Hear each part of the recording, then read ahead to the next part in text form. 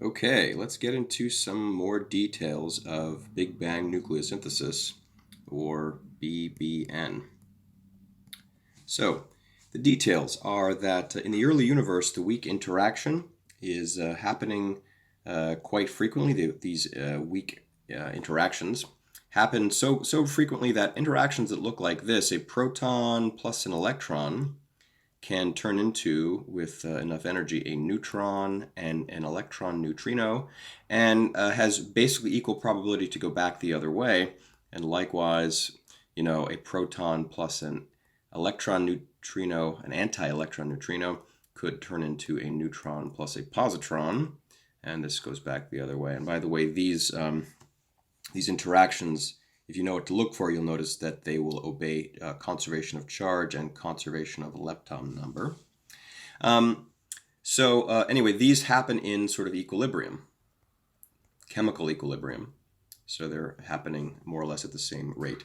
These processes, again, are governed by the weak interaction. And to give you a sense of scale, to give you a sense of where the numbers that ride in quotes that the weak interaction cross-section is on the order of 10 to the minus 47 meters squared times sort of kT over in units of mega electron volts squared. And I just wanted to go very, very briefly into how it might have that kind of form. And you'll see a few more details in the notes. But, these are particle physics interactions in the way that they can be computed perturbatively using so-called Feynman diagrams. So, for example, this one up here, a proton meeting up with an electron to form a neutron and a electron neutrino, might look something like this: a proton coming in, an electron coming in, and then these weak interactions involve either the W plus minus or the Z boson. These are very heavy bosons. In some way, they play the analog to the photon, but the photon is massless, and these things have masses of order 80 or 90 GeV. So I'll draw that as a sort of wiggly line. This would be the W minus boson. And at this vertex here, the electron would sort of split into the W minus and an electron neutrino. And then when the W minus meets the proton, that's where you could get a neutron. Now, really, the interactions are occurring at the level of quarks, but we can do it this way. Just to give you a sense of where such a tiny weak interaction cross-section comes from, the origin of that is because, well, the mass of the W boson, for example, is about 80 GeV. In other words, about 8 times 10 to the 4 mega electron volts. This kind of amplitude, the amplitude that corresponds to this diagram, would involve sort of the weak charge at each vertex, and it would involve a number corresponding to this so-called W boson propagator. And so the amplitude, which I might as well just call A, looks like maybe an E weak squared, and then divided by the mass of the weak boson squared. It turns out that in the low energy limit, that is to say energy is much lower than 80 GeV, this is approximately what the amplitude looks like. When you square that amplitude, this looks like EW squared. That kind of looks like alpha weak squared. It's the analog to the electromagnetic interaction constant, times divided by the mass of that weak boson to the 4th power. If you're going to get a cross-section out of this doesn't have the right units. It has 1 over mass to the 4 units, which is like 1 over energy to the 4th units, which has units like length to the 4. The only way that you could possibly get a cross-section out of this, just by doing dimensional analysis alone, that would mean that this weak cross-section would have to go like basically what you have there in the amplitude, alpha weak squared, divided by the mass of the gauge boson to the 4th power, times the characteristic energy involved in the process squared. It may not look like it, but this actually has the right units. For example, if we stuck in the bottom here factors of C, so we stuck in a C squared and had this be to the 4th power, then we'd have energy units on top, energy to the 4th units on the bottom, and that would mean we'd have to multiply by, I believe, a factor of h bar C quantity squared, and this would give us something with units of length squared. Okay, so that being said, the way that this works out, when you start plugging in the numbers, because the mass of the gauge boson is so incredibly heavy, this ends up looking like, this sort of number, this 10 to the minus 47-ish meters squared, and then an E over mass of the weak, you can put this in unit, the relevant units might be MeV, so divided by 1 MeV, and then the characteristic energy is given by basically K times the temperature. So that's where the weak interaction cross-section comes from, at least in a very rough nutshell. We are not going to dig into the detailed calculations of what it takes for the weak interaction to freeze out. Basically, you'd have to have a weak rate, some kind of weak rate. The relevant rate would have to be compared to the Hubble rate at the time, and basically once this gets low compared to this, then we will say that the weak interaction has frozen out. So skipping all the details, weak freeze out occurs, I keep forgetting that Z, is at a temperature of roughly 9 times 10 to the 9 Kelvin. So it really is about 1 second after the Big Bang. That corresponds to a temperature characteristic of kBT. I'm going to call this T weak.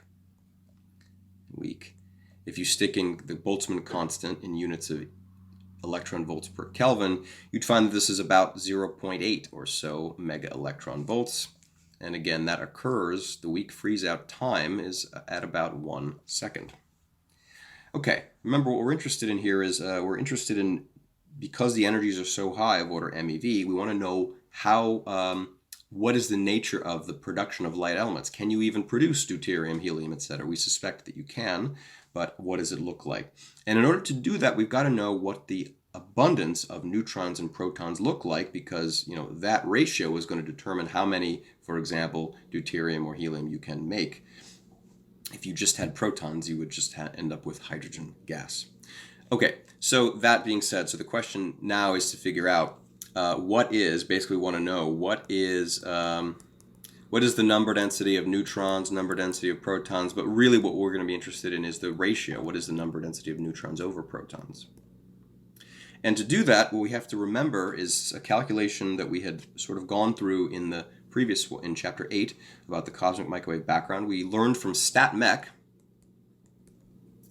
that in the so-called non-relativistic limit, that is to say that when you've got a massive particle, we'll call it of type X, and its rest energy, if it's much greater than the characteristic thermal energy, that is to say it's much bigger than kT, then the number density of that particular type of particle has a statistical weight factor, which might be 2, for example, or 4 in the case of the hydrogen atom, but for a proton and a neutron, G is just 2.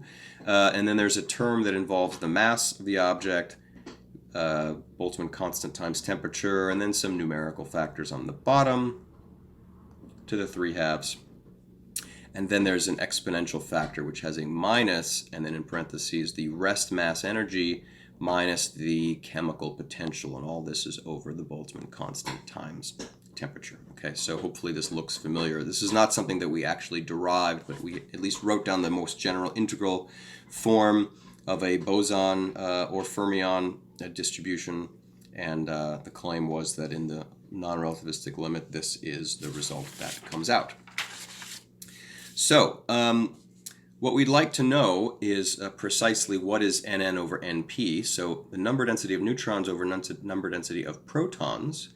This, so you're going to have many, many things cancel. Basically, I'll put in the things that you might not realize will cancel, Gn over Gp, and then we've got an Mn over Mp raised to the power of 3/2. Everything else is common. And then we've got an exponential, and then minus sign over all, Mn minus Mp, c squared, and then a plus, nope, that's a minus, mu n, minus mu p. And all of this is over kt. Okay, so this simplifies a bit. Gn and Gp, these are both 2, and so those things cancel. Mn is damn close to Np, at least when we're worried about this prefactor. So this is basically equal to 1. It's equal to 1 to like 1 part in 100 or so, perhaps better. We'll define Mn minus Mp, that neutron-proton mass difference, multiplied by c squared. We'll call that Qn, and that is a number that I may have written down. This is approximately 1.29 MeV. Okay, that's the difference in mass energy between the neutron and proton. And actually, given that the neutron and proton have a mass of about 1 GeV, you can see that they really have damn similar masses to about 1 part in 1,000. And then lastly, for a complicated reason that we won't get into here, due to the approximation of thermal equilibrium, mu n minus mu p is approximately equal to, let's see if I get this right, mu n minus mu p is approximately equal to the chemical potential energy of the electron minus the chemical potential of the electron neutrino. Yep. And when I divide this by kT, there are sort of sophisticated arguments that you can make about what the approximate size of this should be. And it's basically small. The short summary is it's small because the baryon to proton ratio is small. In other words, we're going to approximate that whole thing as 0, which means we get to just neglect this altogether. Okay, this will essentially be 0. Okay, what that means is the number density of neutrons over the number density of protons is given by, at least, when thermal equilibrium is a decent approximation, this is equal to minus Qn over kT.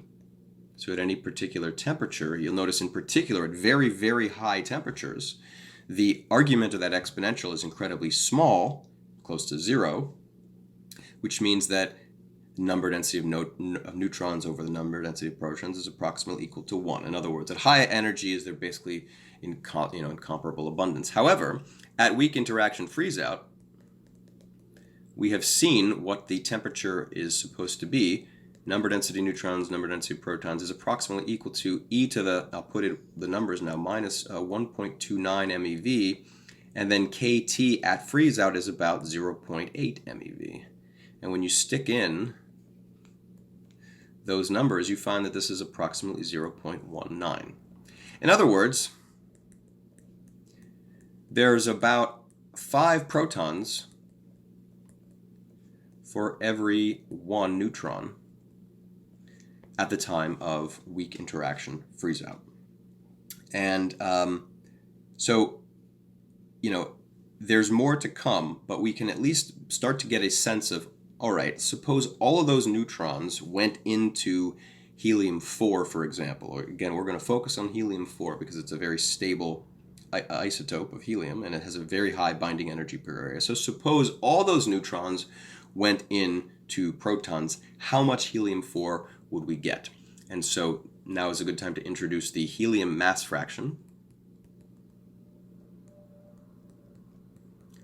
Helium mass fraction, which is conventionally called Yp, and this is given by the mass density in helium-4 divided by the mass density in baryons. And it turns out that this is a number that can actually be measured today by looking into the universe at very old objects.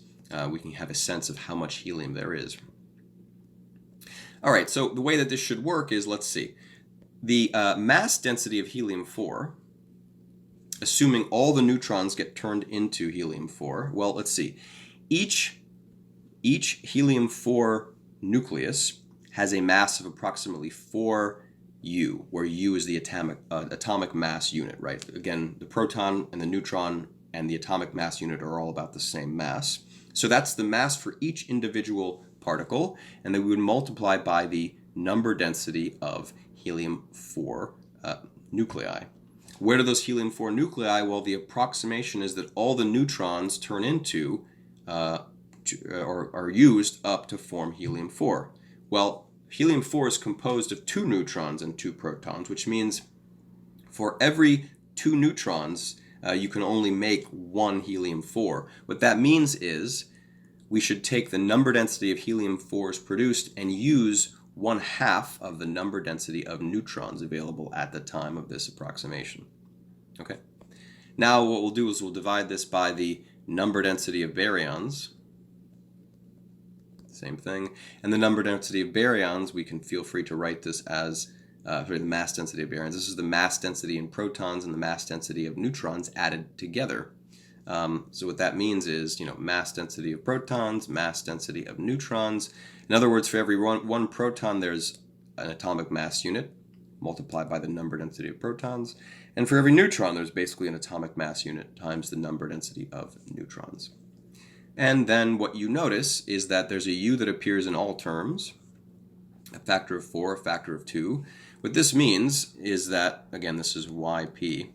YP is approximately equal to twice the number density of neutrons divided by number density of protons plus number density of neutrons.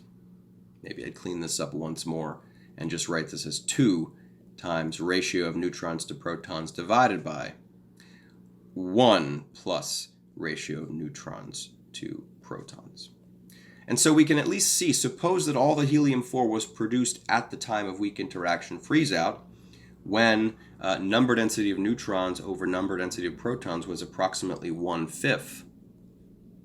Then what you'd have is that YP would be approximately, can I do the math on the fly, 2 times 1/5, I guess this would be 2/5 divided by 1 plus 1/5.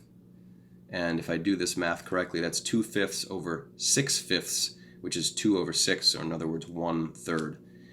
This is the max. This is the maximum helium mass fraction we would expect, and this is totally naive, assuming that all the helium can form right at 1 second when the weak interaction freezes out, and we assume strong interaction can take care of all those neutrons and shove them into helium.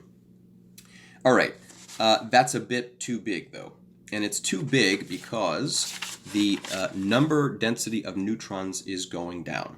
And we will get into this final detail in the next video. But basically, the helium-4 can't be produced in high quantities yet because of photodissociation of deuterium. And as we wait for the universe to cool, not only are we waiting for the universe to cool so that we can create deuterium in high enough quantities, but the neutrons are unstable particles with a decay time of approximately 880 seconds, which is approximately 15 minutes. And the number density of neutrons is falling like an exponential. At least we could say that the co-moving number density of neutrons, right? Number density of objects are going down because the universe is expanding.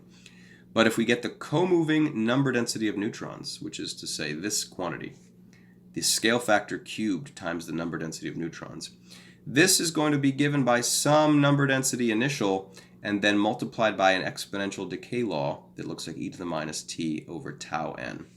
And we have to contend with this fact over the next few minutes as the universe cools down.